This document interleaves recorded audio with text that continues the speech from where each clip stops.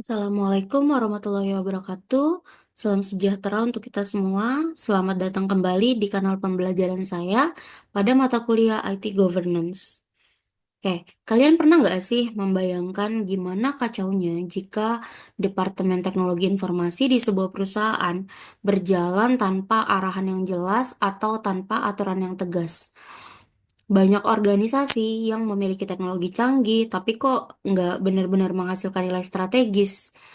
Nah, seringkali sumber masalahnya bukan di teknologinya, melainkan di bagaimana teknologi informasi itu direncanakan dan juga diatur. Oke, bersama saya Rizka Luciana Pratiwi, kita akan pelajari bagaimana teknologi informasi bisa menjadi pendorong kesuksesan bisnis melalui tata kelola yang baik.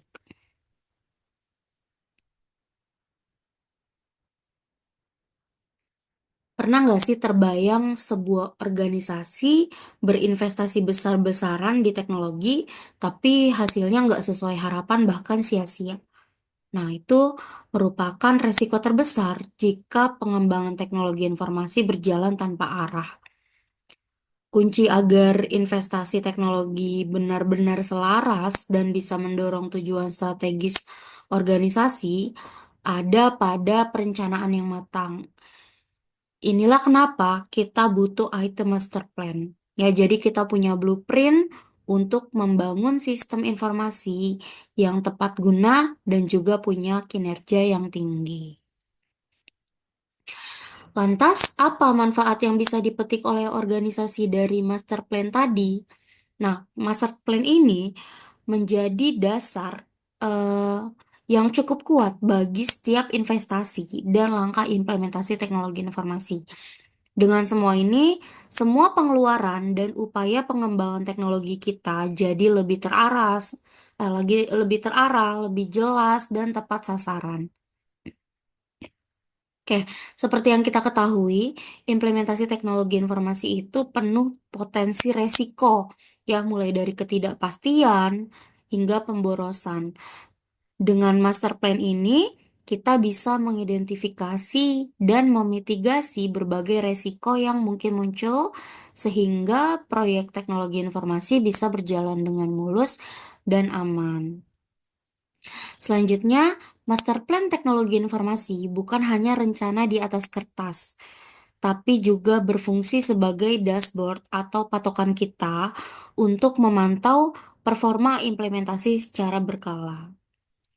Dengan alat ini, kita bisa menilai apakah proyek kita sudah benar-benar mencapai tujuan dan sudah memberikan hasil sesuai harapan. Selanjutnya, apa saja isi dari dokumen master plan? Nah, master plan yang berkualitas setidaknya memuat komponen-komponen sebagai berikut. Yang pertama, pendahuluan. Gambaran kondisi saat ini. Ya, ibarat kita mau berpergian, kita kan harus tahu dulu nih posisi kita sekarang. Bagaimana ini adalah bagian ini adalah memberikan gambaran situasi dan kondisi teknologi informasi apa adanya. Kedua, penjabaran tujuan. Ya, tujuan master plan. Nah, di sini kita menunjukkan ke arah mana master plan ini akan membawa organisasi. Ya, tujuan harus dirumuskan dengan jelas agar semua pihak paham dari target yang ingin dicapai. Ketiga, kebijakan yang mendukung. Master plan membutuhkan landasan dan aturan yang jelas. Bagian ini merumuskan kebijakan internal yang wajib dibuat atau disesuaikan demi kelancaran implementasi. Selanjutnya, strategi implementasi dengan memperhitungkan analisa SWOT. Di sini kita merancang langkah bagaimana rencana kita akan dijalankan ya dengan mencari tahu kekuatan, kelemahan serta peluang dan juga ancaman melalui analisa SWOT. Selanjutnya, merencanakan aksi. Dari strategi yang sudah kita perhitungkan tadi, selanjutnya kita buat daftar tugasnya. Siapa yang melakukan? Apa yang akan dilakukan, kapan, dan dengan sumber daya apa. Ya, kemudian paparan hasil. Nah, setiap aksi dan strategi pasti ada targetnya ya. Di sini kita memproyeksikan capaian apa yang akan terwujud kalau semua rencana dijalankan dengan baik. Dan terakhir, rekomendasi implementasi. Nah, master plan yang baik biasanya memberikan saran atau rekomendasi yang bisa memastikan proses implementasi TI berjalan optimal dan sesuai dengan harapan. Oke, meskipun master plan TI itu krusial dan penuh manfaat, bukan berarti tidak ada tantangannya. Di sini ada beberapa resiko umum yang perlu kita waspadai saat mengimplementasikan master plan ini. Ya, resiko terbesarnya adalah ketika sistem yang dibangun jauh dari apa yang sebenarnya dibutuhkan oleh operasional bisnis. Ini seperti kita membuat solusi untuk masalah yang salah. Ya. Kedua, implementasi yang tidak terarah. Nah, hal ini bisa menghasilkan banyak aplikasi yang dibuat terpisah-pisah. Ya, akibatnya sistem-sistem ini tidak bisa berkomunikasi satu sama lain dan juga menciptakan inefisiensi serta data yang terpecah.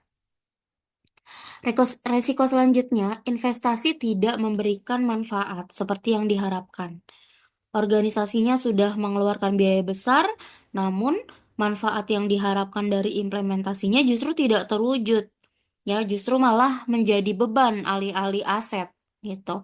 Dan resiko lainnya adalah standar kualitas sistem di bawah kelayakan industri. Ya, sistem yang dibangun mungkin berfungsi, tapi kualitasnya tidak memenuhi standar yang seharusnya berlaku di industri. Ini bisa berarti sistemnya rentan error, ya, tidak aman, atau sulit untuk dikembangkan lebih lanjut di masa mendatang. Nah, dengan kita memahami resiko-resiko ini sangat penting ya, agar kita bisa merencanakan mitigasinya sejak awal dan memastikan implementasi master plan ini benar-benar berhasil. Prinsip dalam menyusun master plan yang dilakukan organisasi dalam merencanakan pengembangan teknologinya secara strategis. Langkah pertama adalah mengidentifikasi secara jelas mengapa dan untuk apa teknologi informasi dibutuhkan oleh organisasi. Ini bukan sekedar ingin punya teknologi, tapi fokus pada manfaat spesifik yang diharapkan, ya seperti membuat proses kerja yang lebih efisien, meningkatkan transparansi operasional, mengurangi pengeluaran ya atau biaya, atau bahkan menciptakan inovasi atau eh, menciptakan sesuatu yang baru dari produk atau jasa gitu. Jadi memahami kebutuhan dan ekspektasi ini ya, ini adalah fondasi utamanya gitu. Selanjutnya, penting untuk mengetahui bagian atau proses mana saja dalam organisasi yang kinerjanya sangat bergantung pada dukungan teknologi informasi. Nah, bersamaan dengan itu, perlu dilakukan pengukuran terhadap performa sistem TI yang sudah berjalan saat ini. Hasil pengukuran ini menjadi data penting untuk evaluasi dan mengetahui seberapa baik sistem bekerja sebelum merencanakan perubahan atau pengembangan. Langkah berikutnya adalah merumuskan rencana strategis pengembangan teknologi informasi untuk jangka waktu yang cukup panjang, minimal untuk 5 tahun ke depan. Rencana ini dituangkan dalam bentuk peta pandu atau roadmap yang harus jelas dan juga bisa memberikan arahan yang tegas. Nah, roadmap ini berfungsi sebagai panduan utama agar pengembangan teknologi informasi tetap terarah dan sesuai dengan tujuan jangka panjang organisasi. Selanjutnya, menyusun rencana tahunan jangka pendek berbasis peta pandu atau roadmap teknologi informasi yang telah disusun sebelumnya. Nah, rencana ini harus jelas dan terperinci ya, yang meliputi ruang lingkup, kualitas, waktu, durasi, sumber daya manusia, serta strategi pengadaan dan pengembangannya. Dan terakhir, menganalisis dan merancang strategi pengelolaan proyek-proyek teknologi informasi secara keseluruhan. Artinya, semua proyek harus diintegrasikan ke dalam satu portofolio rencana yang solid gitu ya, agar bisa dikelola secara efektif dan juga efisien. Oke, lanjut mengembangkan arsitektur informasi. Arsitektur informasi atau Information System Architecture ini merupakan sebuah rancangan menyeluruh yang berisi gambaran atau deskripsi mengenai struktur sebuah sistem informasi. Ibaratnya seperti blueprint dalam membangun gedung ya. Arsitektur ini menjadi panduan utama dalam menyusun sistem yang efektif dan juga efisien.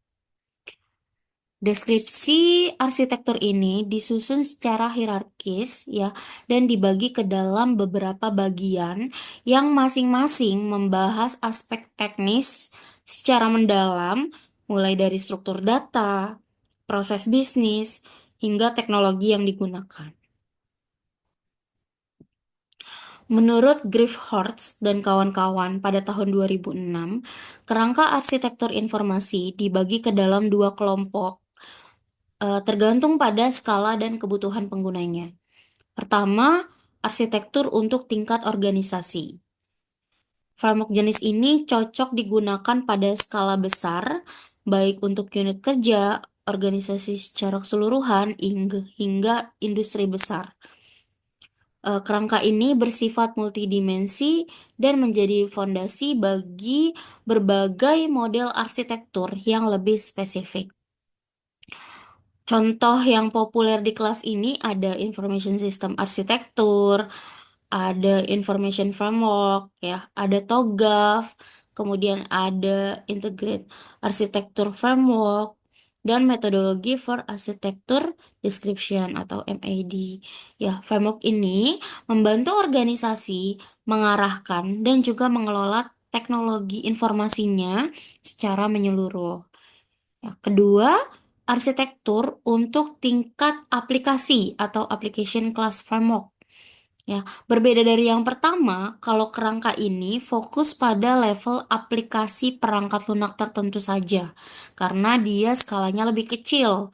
Ya, detail arsitekturnya pun itu lebih mendalam dan juga lebih secara teknis gitu ya.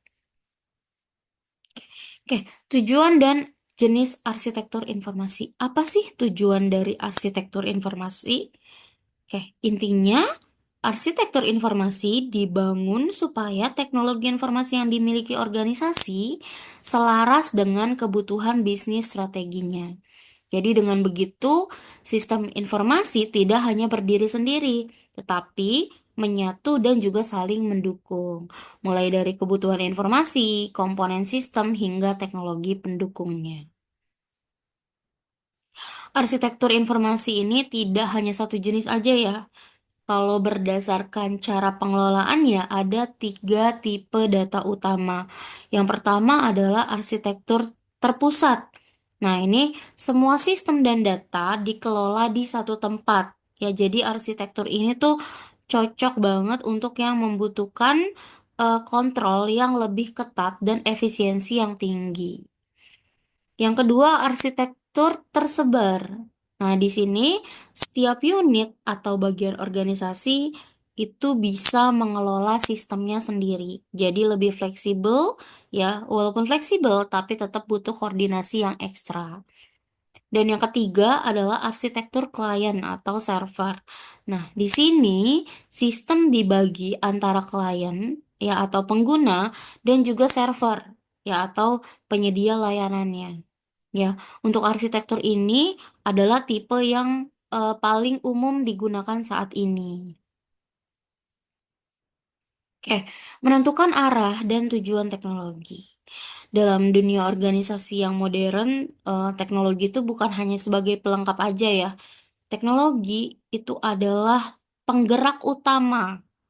Oleh karena itu, ada 5 aktivitas penting yang wajib dilakukan oleh organisasi agar arah dan tujuan teknologinya itu tetap jelas dan juga selaras dengan kebutuhan.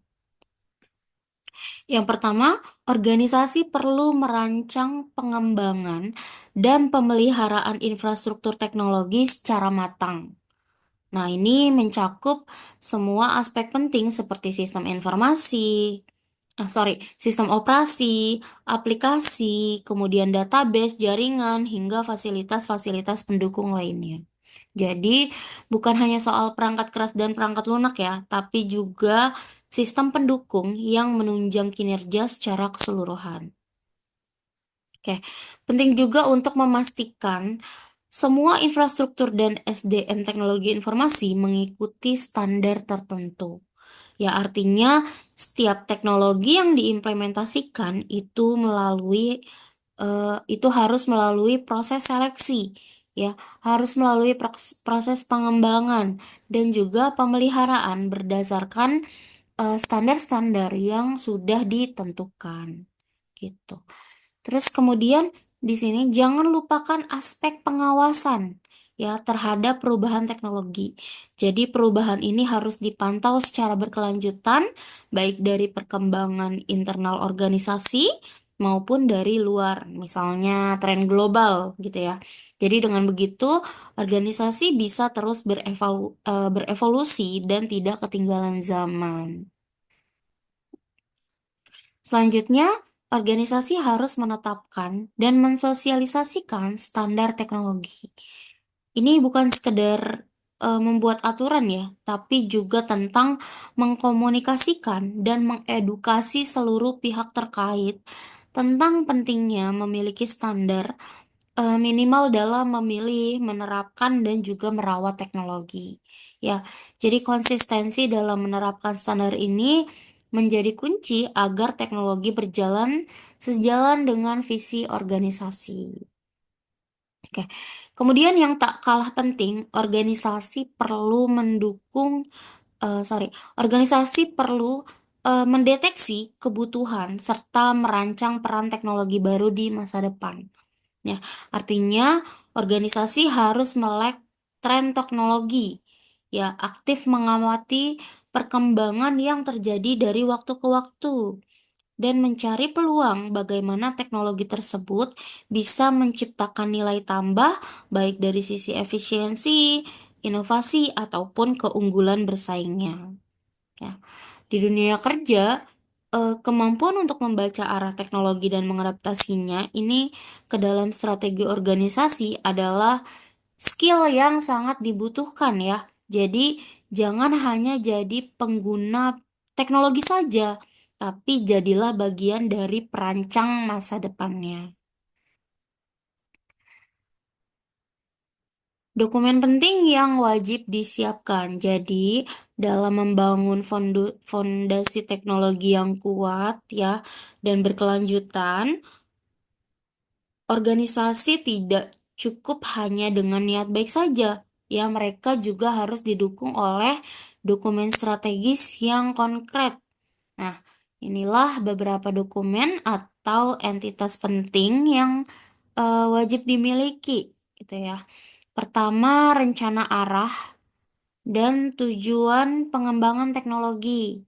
Oke, dokumen ini memuat analisa yang lebih mendalam tentang teknologi terbaru yang sedang tren atau yang sedang digunakan di pasar. Nah, informasi ini digunakan sebagai bahan pertimbangan untuk menentukan ke arah mana penggunaan teknologi akan dibawa dalam organisasi. Kedua, rancangan atau desain infrastruktur teknologi. Ya, dokumen ini berisi sketsa arsitektur dan topologi sistem yang dibangun oleh organisasi, baik untuk saat ini maupun untuk pengembangan di masa depan. Ini penting ya, agar struktur teknologinya tidak asal-asalan, tapi terencana dengan baik. Tuh. Ketiga, panduan standar teknologi. Dokumen ini berfungsi sebagai manual book resmi. Ya, jadi berisi panduan teknis, dan juga standar-standar yang harus diterapkan dalam pengelolaan teknologi organisasi. Nah, dengan adanya standar ini, setiap proses bisa berjalan lebih terkontrol dan juga lebih profesional pastinya. Keempat, referensi pelaksanaan kajian tren teknologi. Nah, dokumen ini menjadi panduan langkah demi langkah bagi organisasi ya untuk memantau dan mempelajari tren teknologi yang sedang berkembang. Nah, kajian ini melibatkan aspek dari industri, bisnis, kemudian regulasi ya, hingga perkembangan teknis lainnya. Dan kelima, unit pengembangan arsitektur teknologi informasi. Nah, ini bukan sekedar tim IT biasa ya, melainkan sekelompok profesional yang ditunjuk khusus oleh pimpinan organisasi. Tugasnya apa? Tugas mereka adalah menjaga agar arsitektur teknologi informasi di organisasi selalu mutakhir dan selaras dengan kebutuhan bisnis yang terus-menerus berubah gitu ya. Jadi, kenali peran penting dari setiap dokumen dan unit ini karena kemampuan membaca tren dan merancang solusi berbagai arsitektur teknologi ini bisa jadi nilai tambah yang luar biasa. Ya, baik kamu berkarir sebagai analisis sistem, IT planner, maupun jadi Chief Technology Officer di masa depan.